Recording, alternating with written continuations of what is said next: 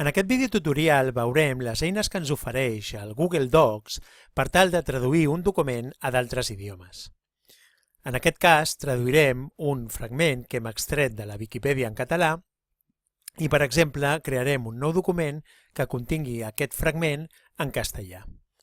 Per fer-ho, ens haurem d'adreçar al menú Eines i seleccionar l'opció Tradueix el document. D'aquesta manera se'ns obre un quadre de diàleg en el qual hem d'introduir el títol del nou document que es crearà i indicar-li al traductor en quin idioma el volem traduir. En aquest cas, triarem l'opció Espanyol. Un cop hem introduït el títol del document, podem deixar el que ve per defecte i hem seleccionat l'idioma al qual traduirem el document, ja podem fer clic a Tradueix.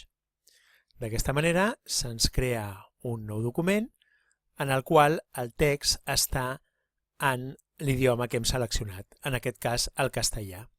Òbviament el que haurem de fer és repassar el text de manera que puguem assegurar-nos que la correcció ha sigut correcta o en el cas que no sigui així fer les modificacions pertinents per tal de que el text sigui correcte.